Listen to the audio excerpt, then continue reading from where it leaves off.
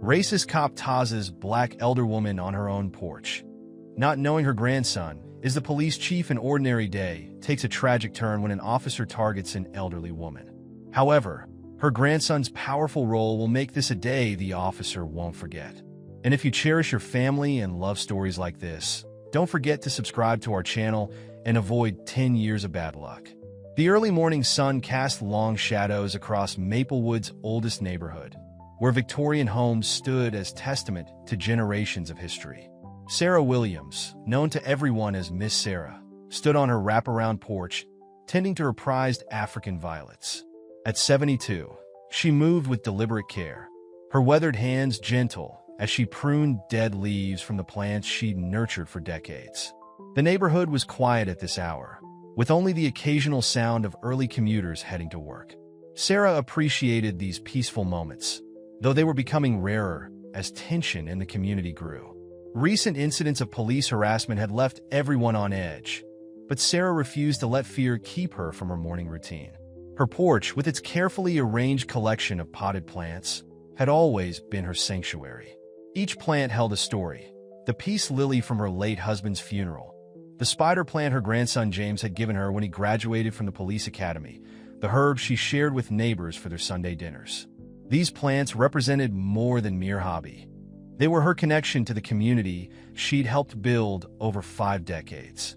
Sarah noticed Officer Rick Davis's patrol car before she saw him. The vehicle's slow crawl down her street was unusual for this time of day. She'd heard stories about Davis from church members, whispered warnings about his quick temper and racial prejudices.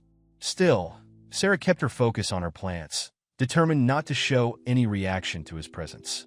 The crunch of boots on gravel made her pause. Davis stood at the bottom of her porch steps, his hand resting casually on his utility belt. Something in his stance made Sarah's muscles tense, though she maintained her composure, drawing on years of experience navigating similar encounters. "Good morning, officer," Sarah said, her voice steady despite her growing unease. She straightened up slowly, mindful of her arthritic knees. Davis didn't return the greeting. Instead, he mounted the steps, his boots heavy on the wooden boards. "You've been reported as a suspicious person," he said, his tone flat and cold. Sarah felt her heart rate increase, but kept her exterior calm. "I've lived in this house for 50 years, officer. These are my plants, and this is my porch." She gestured to the property tax bill she'd left on her porch table, visible proof of her ownership. Davis's face twisted into something ugly. "Put your hands where I can see them," he barked, advancing closer. "Officer, there's no need for," Sarah began, but Davis had already drawn his taser. The morning sun caught its metal surface, creating a brief flash of light. What happened next occurred so quickly that Sarah's mind barely registered the sequence of events. Davis fired the taser without warning or provocation. The electrode struck her chest, sending waves of excruciating pain through her body. Her legs buckled beneath her, and she collapsed among her beloved plants, sending pots crashing to the porch floor. Sarah's scream echoed through the neighborhood, a sound that would haunt her neighbors for months to come. As consciousness wavered, she was vaguely aware of soil mixing with the shards of her broken pottery. African violet leaves scattered across the wooden boards like purple confetti. Davis stood over her, his satisfaction evident in his posture. He made no move to help her, instead speaking into his radio with calculated indifference. "Situation handled at 1242 Maple Street." Without another word, he ascended the porch steps, leaving Sarah trembling on the ground. The morning silence returned, broken only by Sarah's labored breathing and the distant sound of neighbors' doors opening. Her vision blurred with tears of pain and humiliation, but through it all, one thought remained clear. This moment would change everything, not just for her, but for all of Maplewood. Captain James Reed received the call while reviewing personnel files in his office. The voice on the other end belonged to Mrs. Thompson, his grandmother's next-door neighbor for 30 years. Her words came in rushed fragments. "Miss Sarah, police attacked. You need to come now." The phone clattered against his desk as he stood, already reaching for his keys. The 10-minute drive to his grandmother's house took 7. James's police cruiser cut through Maplewood streets, his mind racing between professional training and personal panic. He'd risen through the ranks by maintaining this separation. Being a black police captain meant walking a tightrope between communities that seemed increasingly at odds. When he arrived, the scene hit him like a physical blow. Sarah Williams, the woman who'd raised him after his mother's long hospital shifts, lay crumpled on her porch. Broken pottery surrounded her like debris from a storm. Mrs. Thompson knelt beside her, pressing a damp cloth to her forehead, while other neighbors formed a protective semicircle around the porch. James took the porch steps 2 at a time, his captain's badge catching the morning light. "Grandma," he called out, dropping to his knees beside her. Sarah's eyes fluttered open, focusing on his face with effort. The taser's entry points stood angry and red against her skin, visible through her torn blouse. "James," she whispered, gripping his hand with surprising strength. "Don't do anything rash. Promise me." The request struck him like another blow. Here was his grandmother, attacked on her own property, asking him to stay calm. His free hand clenched into a fist, and he felt the weight of his service weapon at his hip, a weight that now seemed both reassuring and dangerous. "Who did this?" he asked, though he already knew. The neighbors' whispers had reached him before he'd even stepped out of his cruiser. "Officer Rick Davis." The name sat like poison in his mind. Sarah's grip tightened. "It doesn't matter right now. Help me inside." Her dignity, even in this moment, both inspired and infuriated him. James assisted her carefully, noting how she winced with each movement.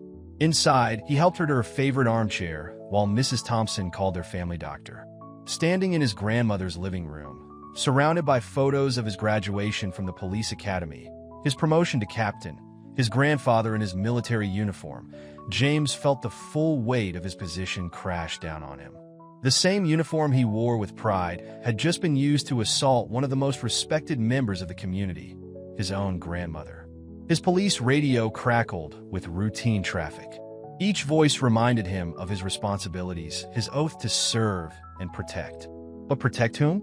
The department that had given him a chance to make real change, or the community that had shaped him? The answer seemed obvious, yet the path forward remained murky.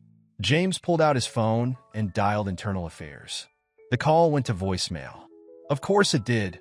It was barely 8 a.m. He left a detailed message, his voice professional despite the rage simmering beneath the surface. Next, he called his direct superior, Chief Wilson. The conversation was brief and tense. "We'll handle this internally," Wilson said, his tone carrying a warning. "Don't make this personal, Reed. Don't make this personal." As if anything could be more personal than his grandmother lying injured on her own porch, attacked without provocation by one of his fellow officers. James ended the call and stared at his rifle. Tying in the window, his captain's bars gleamed on his collar, symbols of authority that suddenly felt hollow. Sarah watched him from her chair, her eyes clear despite the pain she must have been feeling. "I know that look, James Reed," she said softly. "You're planning something." He turned to face her, conscious of the choice before him. He could play it safe, follow protocol, trust the system he'd dedicated his life to. Or he could fight, not with fists or weapons, but with every legal tool at his disposal. The decision would cost him either way: his career or his conscience, his badge or his integrity. Mrs. Thompson returned with the doctor, and James stepped aside to let them work. His phone buzzed with messages from other officers, asking about rumors already spreading through the department. He ignored them all, watching instead as the doctor examined his grandmother's injuries. Each wince, each careful movement hardened his resolve. He would fight, but he would do it right. Not for revenge, but for justice. For every person in Maplewood who'd ever felt powerless against a system meant to protect them. For his grandmother, who taught him that true strength lay not in violence, but in standing firm for what was right. James straightened his uniform and headed for the door. He had work to do, beginning with a visit to the precinct where Officer Davis worked. The system needed to change, and sometimes change had to come from within, even if it meant sacrificing everything he'd worked for. Donna Clara's living room became command central within hours of Sarah's attack. The space, usually reserved for Sunday socials and church committee meetings, now housed 24 of Maplewood's most influential community members. The air conditioner struggled against the heat of too many bodies in too small a space, but no one seemed to notice. "This stops now," Clara declared, standing before her assembled neighbors. At 75, she commanded attention without raising her voice. Sarah Williams has been the backbone of this community for 50 years. If they can attack her, none of us are safe. The room erupted in overlapping voices, each person sharing similar stories. Marcus Johnson, who owned the local hardware store, described being followed home by patrol cars 3 times last week. Reverend Thompson's teenage son had been stopped and searched while walking home from basketball practice. Mrs. Parker's grandson had been handcuffed for matching a description while waiting for the bus. Clara wrapped her cane against the hardwood floor, restoring order. "We need organization, not just anger," she said. "Sarah's grandson is trying to work within the system, but we need to work outside it too. Legal, peaceful, but impossible to ignore." Lisa Chun, who taught civil rights history at the local high school, stepped forward with a notebook. "I've contacted some organizations that specialize in police accountability. They're sending representatives tomorrow, but we need to show them we're already mobilized." The planning began in earnest. Teams formed naturally based on skills and connections. The social media group, led by teenagers who understood hashtags and viral videos, set up accounts to document everything. The legal team, consisting of 3 local lawyers and a paralegal, began drafting formal complaints. The outreach committee started calling churches, businesses, and community organizations across the city. "We need something visible," said Marcus. "Something that shows them we're not hiding." "A vigil," suggested Reverend Thompson. "Starting tonight, in front of the police station. Peaceful, prayerful, but present. We'll take shifts." Clara nodded approvingly. "And we need to document everything. Every interaction, every officer, every badge number. We'll build our case while we build our movement." The room transformed into a production line of protest. Kitchen tables became sign-making study. Awns. Phones buzzed with incoming support from neighboring communities. Someone created a spreadsheet to coordinate shifts for the vigil, ensuring there would always be a presence outside the station. Word spread through Maplewood's networks, church groups, book clubs, PDA meetings, barbershops, and beauty salons. Each conversation added another layer of support, another person willing to stand up. The attack on Sarah had struck a nerve, transforming long-simmering frustration into focused action. By late afternoon, the first group assembled for the vigil. They brought chairs, water bottles, and battery-powered candles. Clara insisted on proper preparation. Everyone had their phones charged and recording, knew their rights, and had emergency contact numbers written on their arms in permanent marker. The police watched from behind tinted windows as the crowd grew. Some officers shifted uncomfortably, recognizing faces from the community. Their children's teachers, their mechanics, their grocery store cashiers. Others maintained stoic indifference, but the message was clear. Maplewood was watching back. As dusk approached, more people arrived. Someone brought pizza. Another group distributed hand warmers against the evening chill. The vigil took on the atmosphere of a community gathering, which in many ways it was. People shared stories, not just of police encounters, but of Sarah, how she'd taught their children to read, tended their sick relatives, organized food drives during hard times. James drove past in his patrol car, his face unreadable behind the windshield. The crowd parted slightly, unsure how to receive him. Was he police captain or Sarah's grandson in this moment? He didn't stop, but they saw him slow down, saw his slight nod of acknowledgement.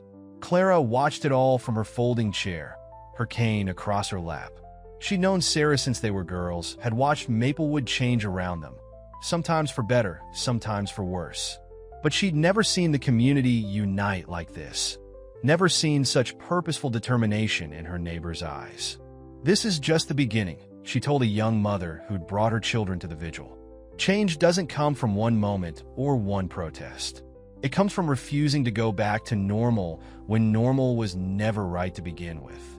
The vigil continued into the night, lit by candles and resolve.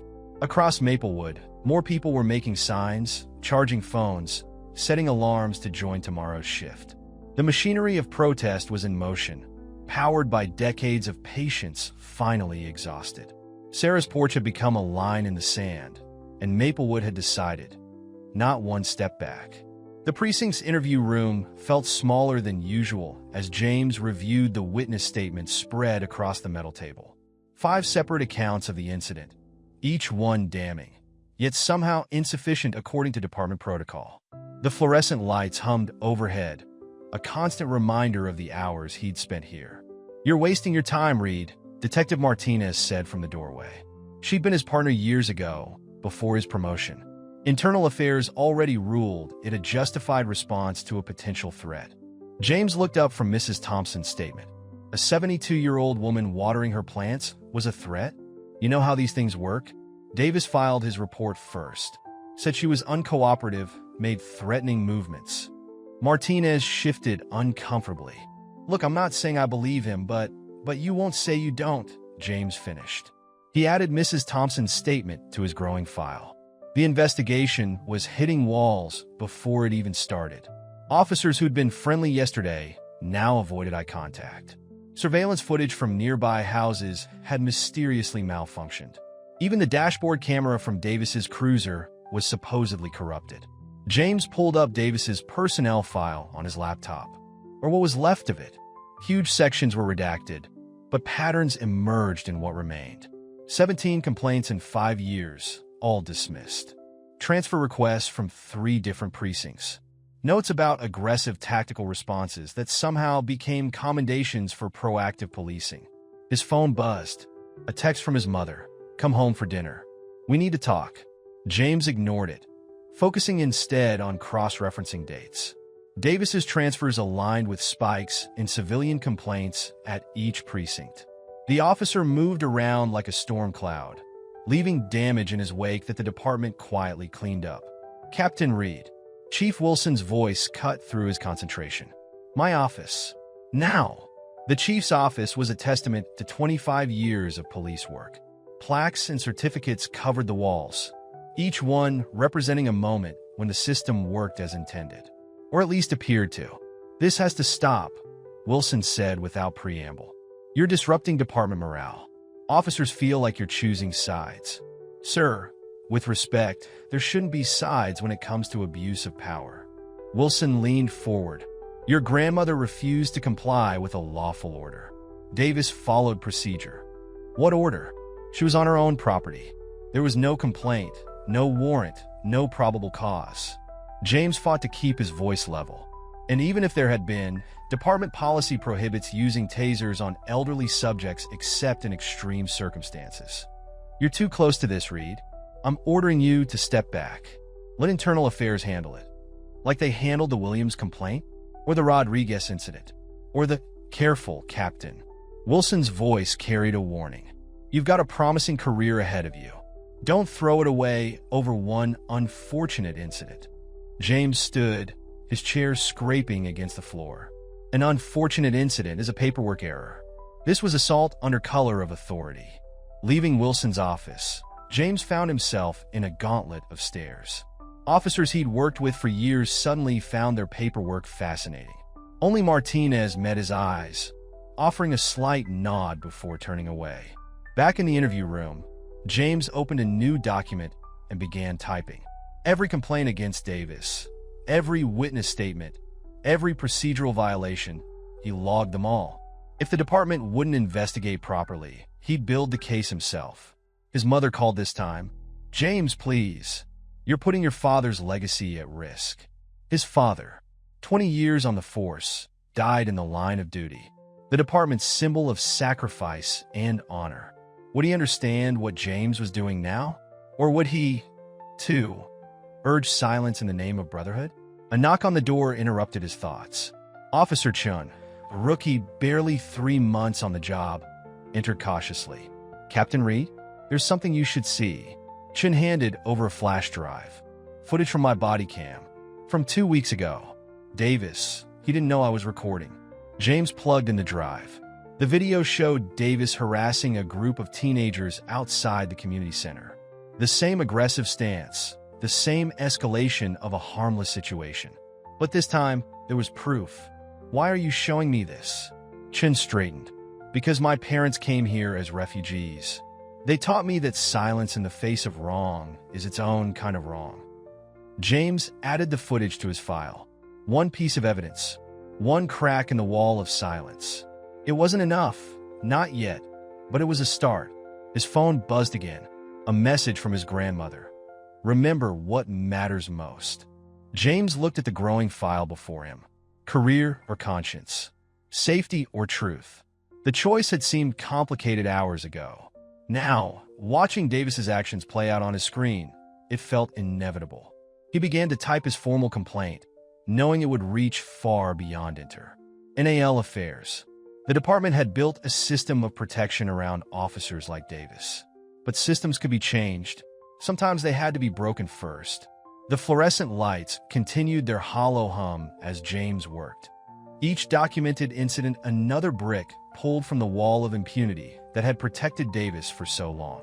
Outside, the vigil continued. Inside, the truth was finally taking shape. Maya Washington stepped off the bus from D.C. with purpose in her stride. As lead counsel for the Civil Rights Action Network, she'd handled dozens of police misconduct cases. But something about Sarah Williams' story felt different. The community's response had been immediate, organized, and sustained, a grassroots movement ready for guidance rather than activation. The community center buzzed with activity when she arrived. Tables lined the walls, each dedicated to a different aspect of the growing campaign. Local lawyers huddled over laptops, reviewing statutes and precedents. College students managed social media feeds that had already garnered national attention. In the corner, Mrs. Chun coached a group of residents on how to record police interactions safely and legally. "You must be Maya," Clara said, approaching with her cane. "We've got everything ready for you." The everything was impressive. Detailed incident reports, witness statements, photographs, timelines, and even a database of similar incidents stretching back 5 years. The community hadn't waited for outside help to start building their case.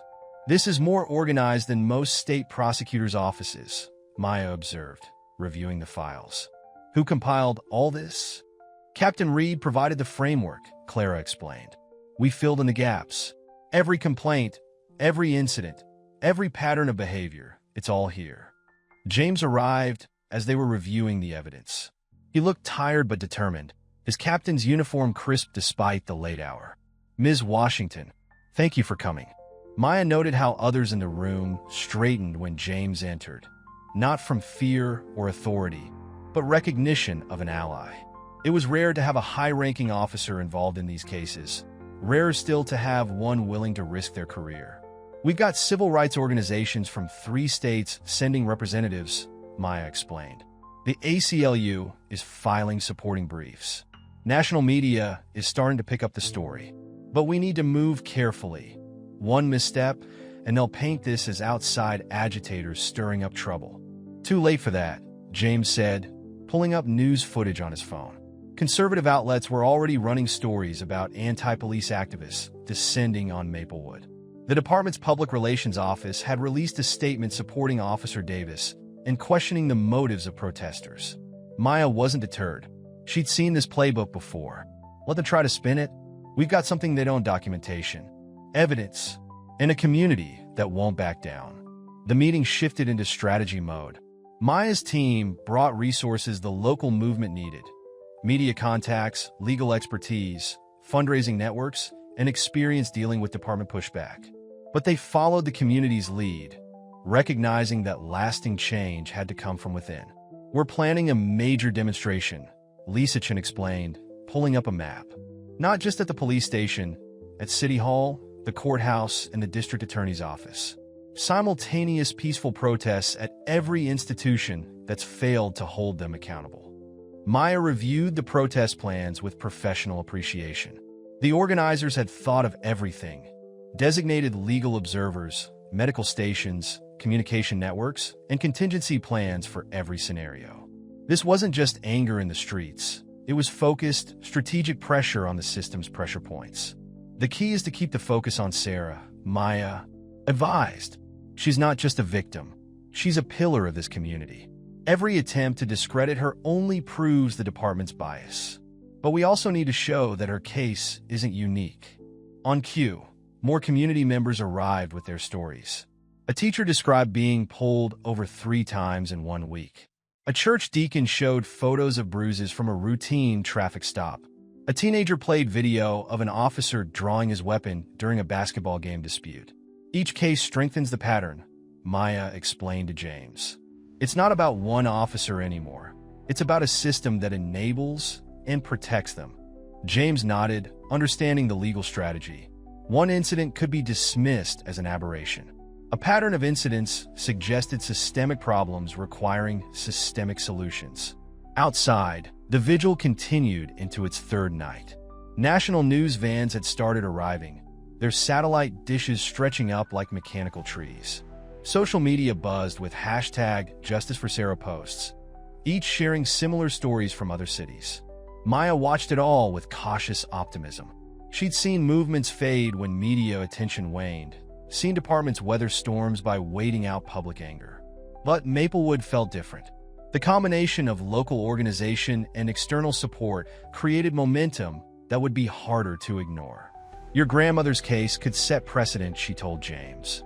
Not just for prosecuting individual officers, but for demanding departmental reform. The documentation you've gathered, combined with the community's mobilization, it's a powerful combination. James looked out at the growing crowd of supporters. This was never just about my grandmother. She knew that from the moment it happened. It's about every person who ever felt powerless against a badge, every community that lived in fear of those sworn to protect them. Maya began organizing the files for court. Tomorrow, they would file legal motions, engage with media, and coordinate protests. The system's wheels turned slowly, but with enough pressure, they turned. Maplewood was applying that pressure from all sides now, and the cracks were starting to show. They'll fight back, she warned. The department, the union, the political establishment. They'll all resist change. Clara smiled, her cane tapping the floor with quiet authority. Let them. We've been fighting our whole lives. The difference is, now we're not fighting alone. The morning briefing room crackled with tension. Officers lined the walls, some standing, others leaning against filing cabinets, all watching as James entered. At the front of the room, Rick Davis sat with casual arrogance, his attorney from the police union beside him. The internal affairs investigation was scheduled for 10 a.m., but James had arrived early, deliberately choosing this public forum. Officer Davis, James said, his voice cutting through the murmurs. A word before the hearing? Davis smirked, glancing around at his supporters. Anything you need to say, Captain Reed, you can say right here. The room fell silent. Even the usual morning sounds, coffee brewing, radios crackling, keyboards clicking, seemed to pause. James remained in the doorway, his captain's bars catching the fluorescent light. 3 weeks ago, you attacked an elderly woman on her own property, James said, each word precise and measured. You filed a false report. You violated department policy on use of force. And you thought your badge would protect you. I responded to a suspicious person call, Davis countered, his voice dripping with manufactured patience. The subject was uncooperative and made threatening movements. Everything's in my report. There was no call. James stepped forward, dropping a file on the table. Dispatch records show no complaints about 1242 Maple Street that morning. No suspicious person reports. Nothing. Davis's attorney started to speak, but James continued. What there is a pattern. 17 excessive force complaints in 5 years. 3 transfers for departmental needs. And now, footage from multiple incidents showing your tendency to escalate routine encounters. The room shifted uncomfortably. Some officers looked away. Others watched with growing concern. Davis's confidence wavered slightly, but he maintained his composure. You're too emotionally involved, Captain, he said. This is about family for you, not facts. This is about the oath we took, James replied. The one you violate every time you abuse your authority. The one that says we protect and serve everyone, not just those we choose to respect. Davis stood, squaring his shoulders. You're throwing away your career for what? Some activist agenda? They're out there calling all of us racist, and you're helping them. They're out there demanding accountability, James corrected. Something this department has failed to provide. How many more complaints would it take? How many more victims? Victims? Davis laughed harshly. Your grandmother was no victim.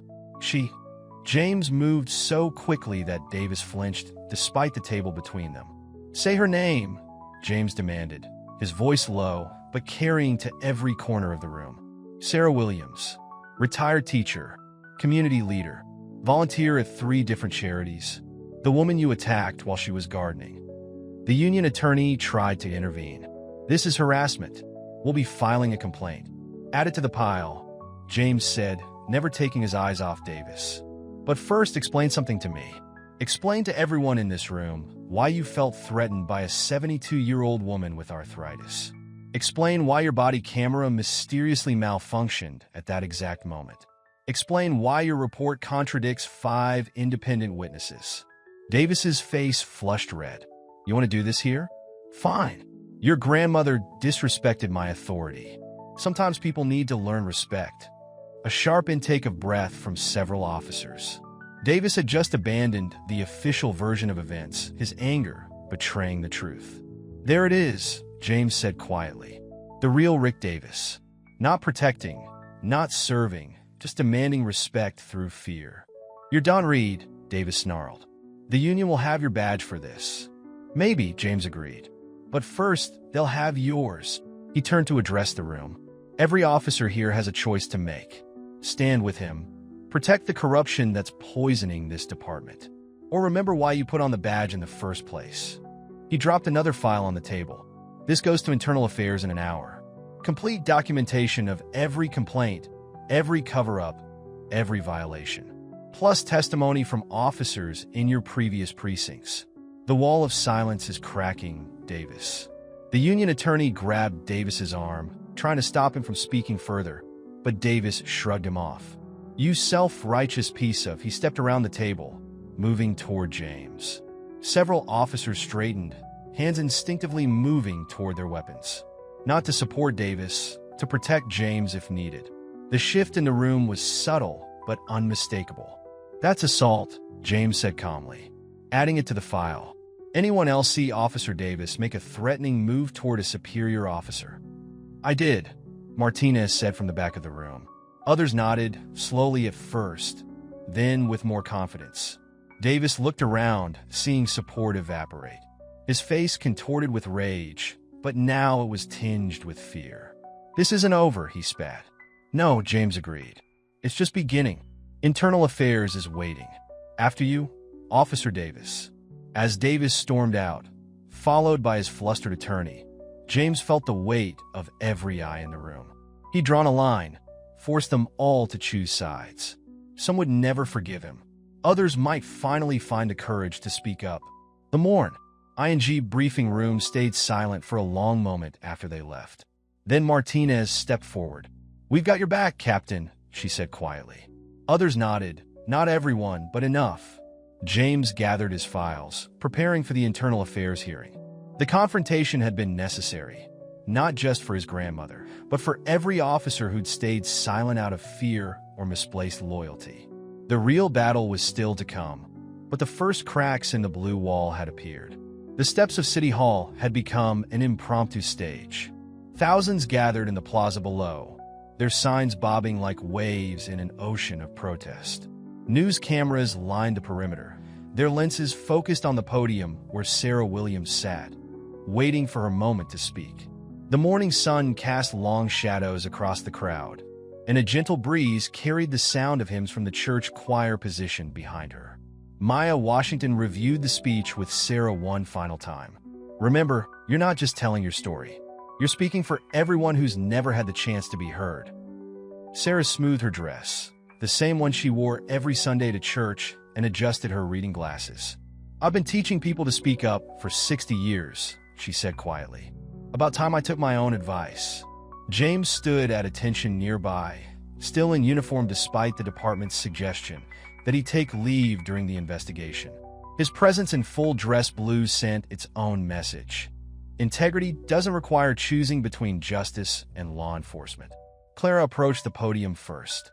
"We gather today not just in anger, but in hope," she began. "Hope that truth can overcome fear.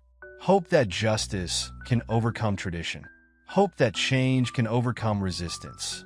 She turned, extending her hand to Sarah. And no one embodies that hope better than Sarah Williams. The crowd hushed as Sarah rose, leaning slightly on her cane. The bruises from the taser had faded, but everyone knew they were there. She adjusted the microphone and looked out at the sea of faces. Her former students, their children, their grandchildren. 3 generations of Maplewood residents who'd grown up under her guidance. 47 years ago, she began, her voice clear and strong. "I stood in front of my first classroom in Maplewood Elementary. I taught those children that truth matters, that justice matters, that every person deserves dignity and respect." She paused, letting the words settle. "Last month, on my own porch, one of those lessons was tested." Sarah described the attack without drama or embellishment. The simple facts carried their own weight. The unprovoked confrontation, the casual cruelty, the abuse of power. But she didn't stop there. "Officer Davis didn't just attack me that day," she continued. "He attacked everything we've built in this community. Every bridge we've made, every bit of trust we've earned, every step forward we've taken together." The crowd murmured in agreement. Sarah held up her hand, commanding silence with the skill of a lifetime educator. "But he also taught us something. He showed us that silence in the face of injustice is its own kind of violence. That looking away from wrong is the same as accepting it." Her voice grew stronger, and he showed us that one person's courage can inspire others to find their own. She turned slightly, acknowledging James. "My grandson risks his career to stand for what's right. Others in his department are finding their voices too. Our young people are organizing, documenting, demanding change. Our elders are sharing stories they've held silent for decades." The breeze picked up, carrying her words across the plaza. "I didn't choose to become a symbol. I was just tending my garden like I've done every morning for 50 years. But sometimes justice grows from unexpected seeds. Sometimes it takes a shock to wake us from comfortable silence." Sarah gripped the pod. "Eam," her eyes scanning the crowd. "To Officer Davis and those who protect him, I say this. I forgive you. Not because you deserve forgiveness, but because bitterness would mean letting you in twice. First with your violence, then with your power to make me afraid." The choir behind her began humming softly, "We shall overcome," the hymn of countless protests before this one. Sarah straightened her shoulders. But forgiveness isn't forgetting. It isn't accepting, and it certainly isn't staying silent. I stand here today to say, no more. No more abuse hidden behind badges. No more fear masked as respect. No more children growing up believing they're less worthy of protection than others. Tears appeared in the crowd, not just from her former students or neighbors, but from younger officers in the back, from reporters who'd covered dozens of similar stories, from city officials who tried to minimize the incident. "I'm 72 years old," Sarah said, her voice carrying across the absolute silence. "I've seen change come slowly and suddenly. I've seen it resisted and embraced. But I've never seen it come without sacrifice, without courage, without good people standing up and saying, 'This far and no further.'" She lifted her chin. "Maplewood is our home. Not just mine, not just yours, ours. And in our home, justice isn't a suggestion. It's a requirement. Dignity isn't a privilege. It's a right. And change isn't an option anymore. It's a promise." The crowd erupted. The choir's hymn swelled. Reporters rushed to file their stories. But Sarah wasn't finished. "To every officer watching today, you have a choice. Stand with those who abuse power, or stand with those who believe in justice. There's no middle ground anymore. No comfortable silence. No looking away." She gathered her notes with steady hands. "I'll be back on my porch tomorrow morning, tending my garden, because that's my right. That's my home. And no force on earth will make me afraid to live freely in my own community." As Sarah returned to her seat, the plaza exploded with chants of her name.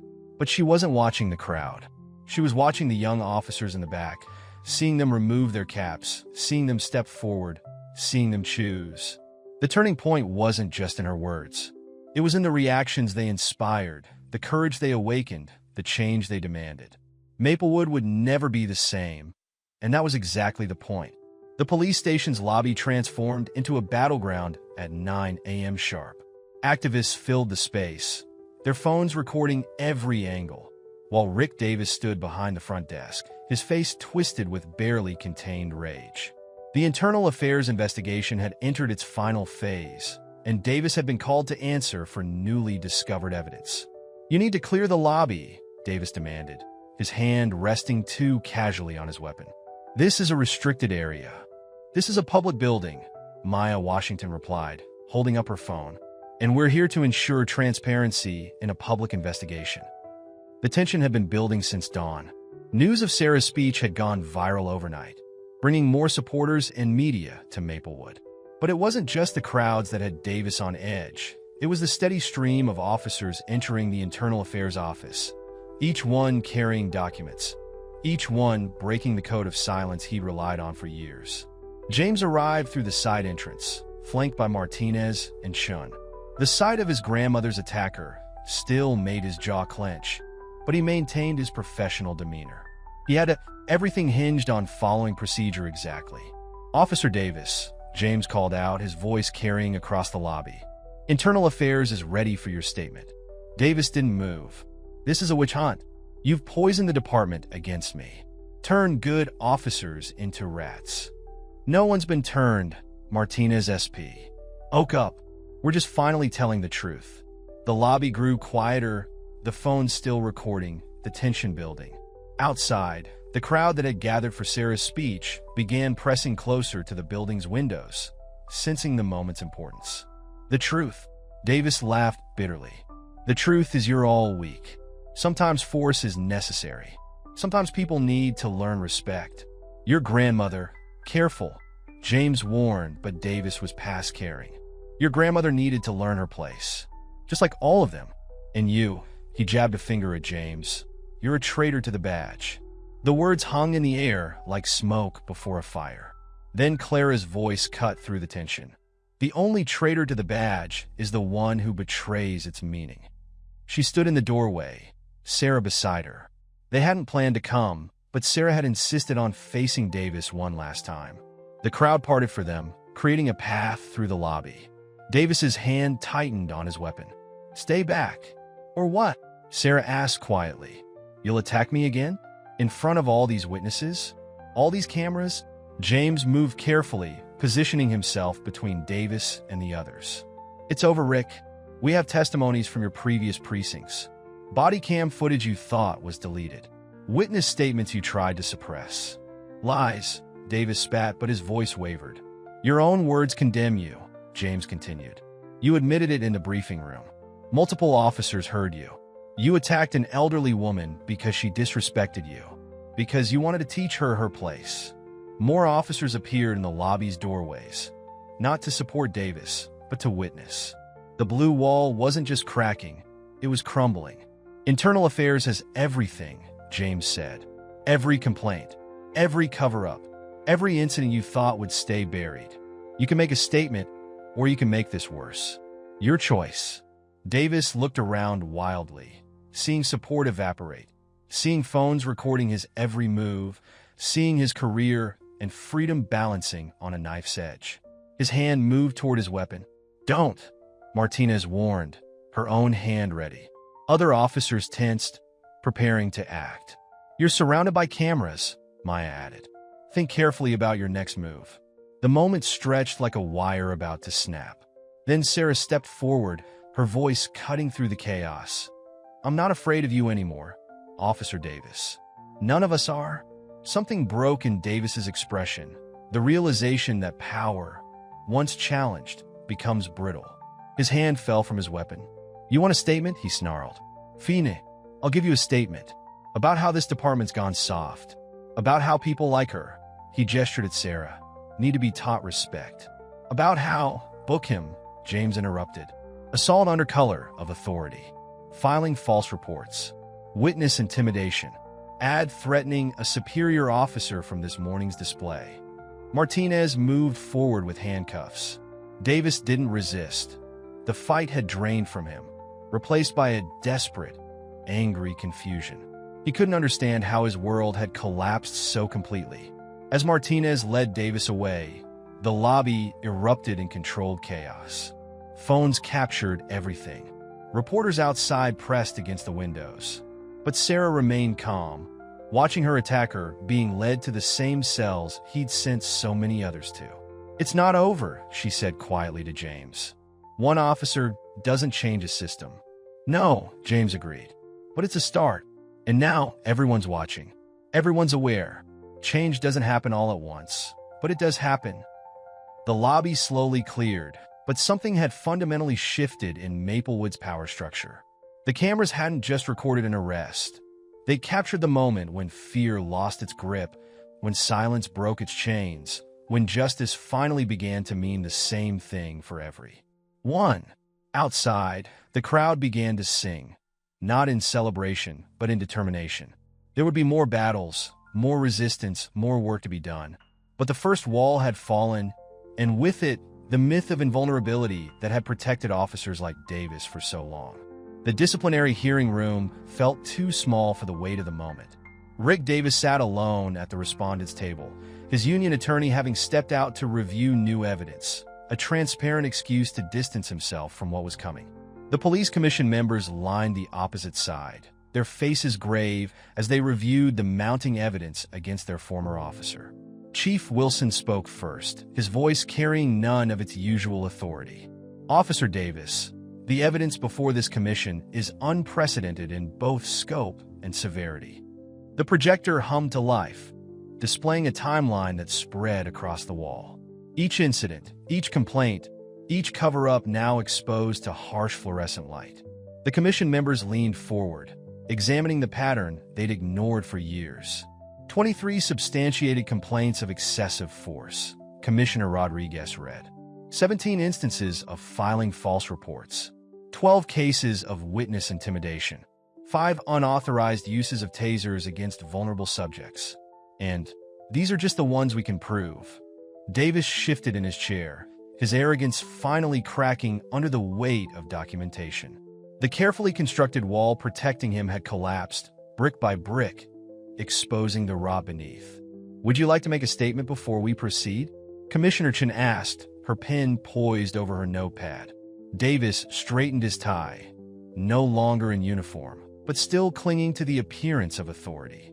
"Everything I did was for the department. To maintain order. To command respect." "Respect," Commissioner Rodriguez interrupted. Ms. Williams was a respected educator for 47 years. She commanded more genuine respect in this community than your badge ever did. The evidence continued to mount. Body camera footage from other officers showed Davis's pattern of escalation. Testimony from former partners revealed his threats against anyone who might report him. Financial records exposed payments to witnesses who'd changed their stories. Maya Washington, sitting in the observer section, passed notes to James. Each new revelation strengthened their civil case, each admission adding weight to the broader reforms they sought. "The department protected you," Chief Wilson continued. "Transferred you when complaints got too numerous. Buried reports that should have ended your career.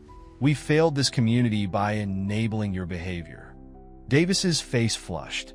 "You're just bowing to political pressure, to the mob outside." "No," Commissioner Chun said firmly. "We're finally doing our job. The pressure didn't create these incidents. It just forced us to stop ignoring them." The projector shifted to footage from Sarah's porch. Davis flinched as his own voice filled the room, harsh with unearned authority. The camera hadn't malfunctioned after all. Officer Chin had quietly secured a backup copy before Davis could delete it. "Watch yourself, Officer Davis," Commissioner Rodriguez instructed. "Watch how you treat a grandmother in her own garden. Is this the respect you were maintaining?" The footage played in damning clarity.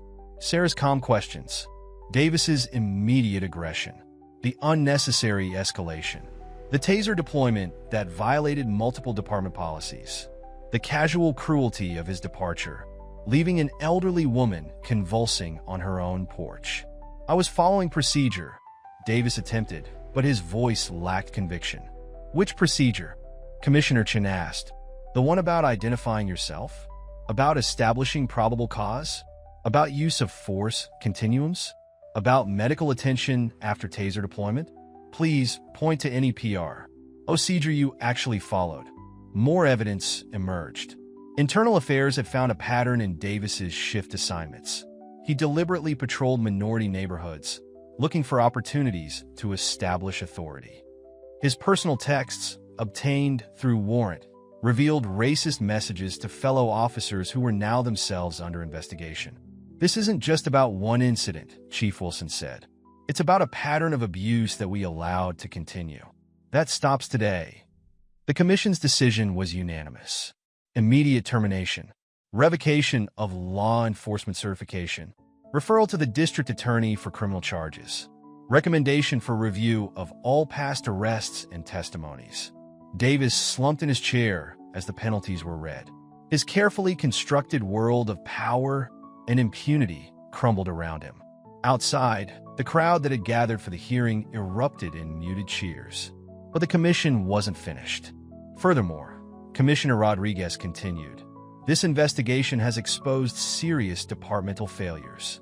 Effective immediately, we're implementing the following reforms. The list was comprehensive: mandatory body cameras with civilian oversight of footage, independent review boards for all use of force incidents, new training protocols focused on de-escalation, community liaison officers chosen by the neighborhoods they served, regular psychological evaluations, enhanced early warning systems to identify problem officers. These reforms are just the beginning, Chief Wilson admitted. We've lost the community's trust. Earning it back will take more than policy changes. As Davis was let out, no longer an officer, soon to be a defendant, he passed James in the hallway. This isn't justice, he spat. This is surrender. No, James replied quietly. Justice is when the law protects everyone equally. What you had wasn't justice. It was power without accountability. And those days are over. The fall of Rick Davis wasn't just about one officer losing his badge. It was about a system finally facing its failures, about the first real steps toward change. The road ahead would be long, the reforms hard-fought, but the wall of silence had cracked beyond repair. Outside, Sarah stood with Clara, watching Davis leave the station for the last time. Think he understands yet? Clara asked. Sarah shook her head. Some people never understand that real respect can't be forced. It has to be earned, but maybe others will learn from his example. The autumn sun cast long shadows across the station steps, but for the first time in years, those shadows felt less threatening to the people of Maplewood. Change had come at a high cost, but it had come, and this time it would last. 3 months after Rick Davis's termination, Maplewood's community center buzzed with activity. The space, once used primarily for senior bingo and youth basketball, had transformed into a hub of civic engagement. Today marked the inauguration of the Community Oversight Board, and Sarah Williams sat at its head, her presence a testament to how far they'd come. James stood at the podium, now wearing the insignia of Deputy Chief. His promotion had come with a mandate: oversee the department's transformation from within. Today isn't about revenge, he began, scanning the packed room. It's about responsibility, about making sure what happened to my grandmother never happens to anyone else. The morning's newspaper lay on a nearby table, its headline bold: Former Officer Davis pleads guilty, faces prison time. The criminal justice system had moved with unusual speed, driven by overwhelming evidence and community pressure. But the real victory wasn't in Davis's punishment. It was in what had grown from the struggle. The Oversight Board isn't just another committee, Sarah explained to the assembled crowd. It's a bridge between the police and the people they serve. Every comply and T will be heard. Every incident will be reviewed. Every voice will matter. The changes were already visible. New officers patrolled alongside community leaders, learning the neighborhoods they served. Body cameras recorded every interaction, their footage regularly reviewed by civilian committees. Training programs emphasized de-escalation and cultural competency, with local residents serving as instructors. Clara, now heading the board's outreach committee, presented their first quarterly report. Complaints against officers had dropped by 60%. Response times in minority neighborhoods matched those of wealthy areas. Trust was rebuilding slowly but steadily. But numbers don't tell the whole story, she said, gesturing to the back of the room. A group of young officers stood there, including some who had once supported Davis. They wore new patches on their uniforms, Community First in bold letters beneath the department shield. Martinez, recently promoted to captain, shared the department's internal changes. "We're not just changing policies," she explained. "We're changing culture. Every officer now knows that protecting the badge means holding each other accountable." The evidence was in the small details. Officers stopped by Sarah's porch to check on her garden. Kids no longer scattered when patrol cars approached. Community meetings saw actual dialogue instead of rehearsed speeches and angry accusations. Maya Washington returned for the ceremony, carrying news from other cities. "Maplewood has become a model," she announced. "Other departments are adopting your reforms. Other communities are building their own oversight boards. Change is spreading." But the most powerful moment came when James introduced the Sarah Williams Scholarship, a program funding criminal justice education for local youth, with an emphasis on community-oriented policing. The first class of scholars, diverse and determined, stood to thunderous applause. "My grandmother taught me that true justice isn't about punishment," James said, his voice thick with emotion. "It's about transformation, about turning pain into progress, about ensuring that each generation does better than the last." Sarah, watching her grandson, remembered the fear and anger of that morning on her porch. Those feelings hadn't disappeared. They'd been transformed into purpose. Her garden now hosted regular community meetings, where residents and officers talked openly about their concerns and hopes. The ceremony concluded with an unexpected announcement. The department's training center would be renamed the Accountability and Community Trust Center. Its walls would display the history of Maplewood's transformation, including Sarah's story, ensuring that future officers understood the importance of their reforms. Outside, Rick Davis's former patrol car had been repainted and reassigned to the Community Outreach Unit. Officer Chun, now leading that unit, used it to deliver groceries to elderly residents and drive kids to after-school programs. The symbol of intimidation had become a tool for service. As the crowd mingled after the ceremony, Sarah overheard snippets of conversation that would have seemed impossible 3 months ago. Officers and activists planning joint programs, teenagers signing up for police mentorship, community leaders discussing future reforms with genuine optimism. Was it worth it? Clara asked her old friend, both of them watching the new generation take up their work. Sarah touched the spot where the taser had struck her, now healed but never forgotten. "Look around," she said. "Real change never comes easily. But when it comes from love for community rather than hunger for revenge, it lasts." James joined them, his new badge catching the light. "The department's different now," he said. "We all are." Sarah nodded, thinking of her garden, now blooming stronger than ever. Pain had cracked the soil of Maplewood. But from those cracks, justice had grown. Not the harsh justice of punishment alone, but the lasting justice of transformation. "Remember what I taught you in first grade?" she asked the room at large, and dozens of former students answered in unison. Growth takes time, care, and courage. Maplewood had found all three. The revenge they'd sought had become renewal. The reward wasn't just in Davis's fall or James's rise. It was in the community they'd built, stronger and more united than ever before. As the sun set on the community center, its light caught the new sign above the entrance: Maplewood Justice and Community Center, where every voice matters.